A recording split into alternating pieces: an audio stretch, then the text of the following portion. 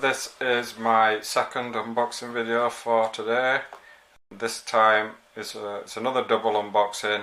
It is for the Argent M5 wireless RGB mouse and also the wired RGB mouse, the M5.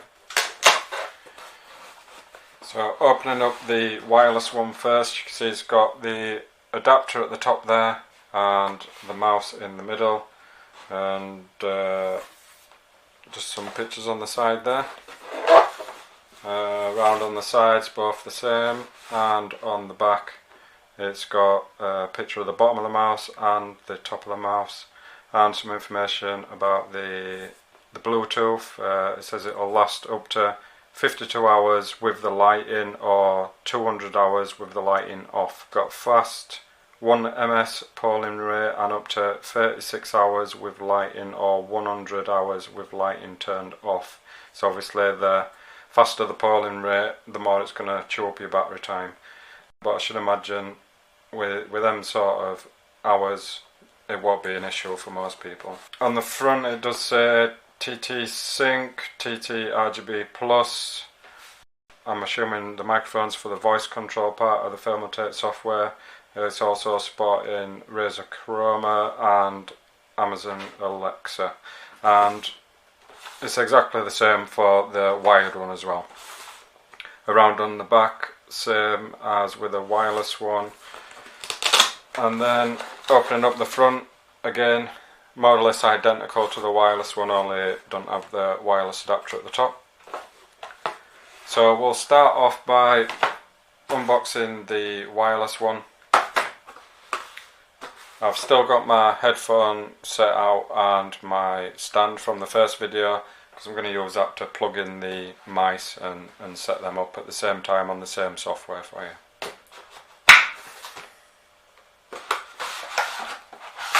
So we've got the instruction booklet. It says a little wireless adapter. So you pull it out of there. That is the adapter that you plug in your computer. I'm assuming you only need this if you're not using Bluetooth. And then there's also a micro USB to full size USB adapter here, so that'll either be to charge it or possibly if you want to turn it into a wired mouse. I'll double check that again as well when I set it up. And here is the mouse itself. It's not too heavy, it feels just about right for the size of it. The buttons are nice and big on this, the side buttons. I like the size of them and the shape of them as well. Middle mouse button, nice and big as well, with nice bit of texture on it. It's metal, easy to roll. Nice bit of click feel on the buttons. So I'm sure it's ambidextrous, because obviously it's got identical buttons on both sides, so good for left-handed and right-handed people. On the bottom it's got the Bluetooth off or 2.4 gigahertz, which is what this little adapter will be for. And it's got the connect button, so I'm assuming you press the connect button for the Bluetooth mode. I'm only guessing at the minute because I haven't set it up yet.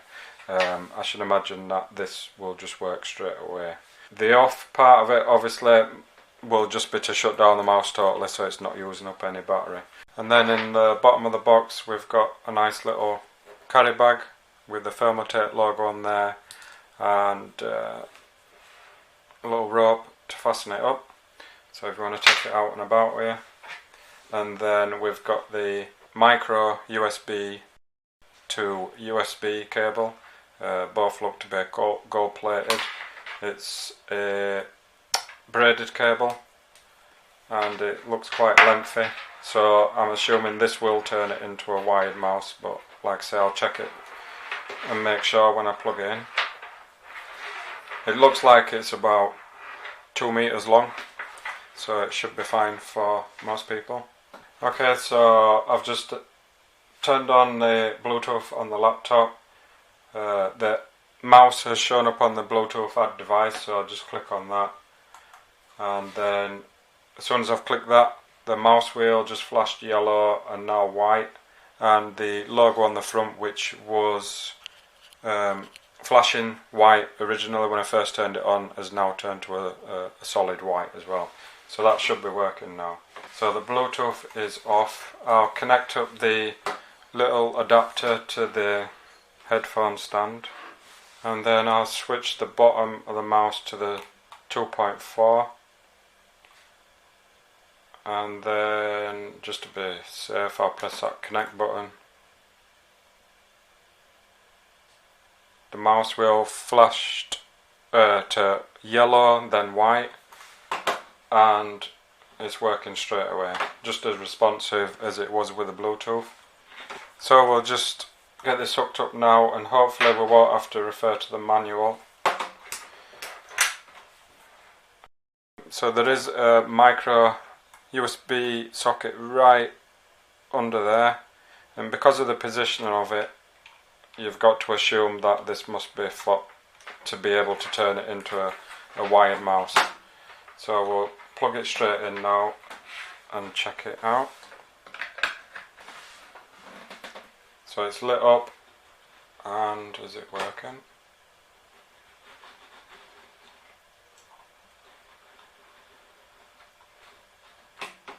Yeah, so it just took a couple of seconds, but it did.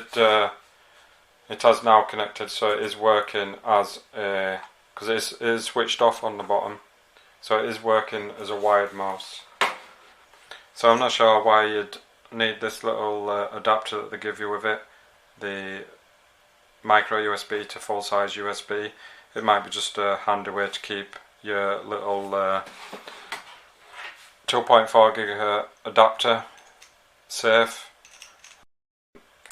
and you have got that little adapter should you ever need it for other tasks.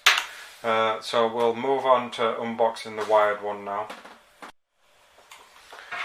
I've quickly unboxed the wired version of the mouse. It's more or less identical to the wireless one.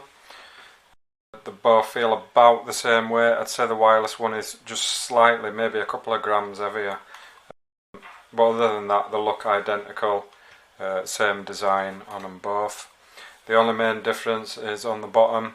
The wired one doesn't have the Bluetooth and wireless and off and connect option on it. It does still have the exact same micro USB plug in the front of it there. So there is the same type of braided cable, which is either 2 meters or slightly more. Again, gold plated on each side, micro USB and full size USB. And you also get the same carry bag as with the wireless one as well. So you connect the micro USB to the front of the mouse, and then just plug this into the, I'll plug it into the headphone stand, and it should just start working straight away.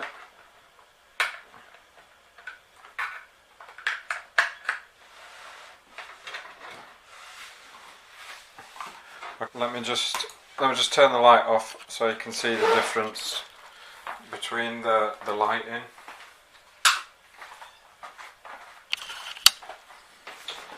So this is the other main difference to the wireless one. The wireless one doesn't have the RGB going around the bottom of the mouse, and that's the reason it wasn't showing on the front of the box. But it does have the identical lights on the mouse wheel and the Thermaltake logo on the bottom of the mouse there. So same as with the wireless one and the headphones and headphone stand, it'll have all the lighting options in the software for you. So if you click sync all and then click apply, it should now start doing the same. Oh well, maybe not. Let me just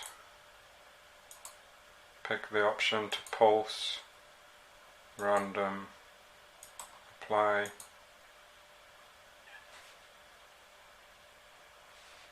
Right, yeah, okay, so sync all is just for so there's 3 different light options for it. So there's the mouse wheel, the logo, and then the base of it. So if you click sync all and then apply, it basically syncs all the lights on here. And then if you want to sync it with all your other Thermaltake items so they're all flashing the same colours or static or whatever you want to do, then you'll be able to do that in the software as well.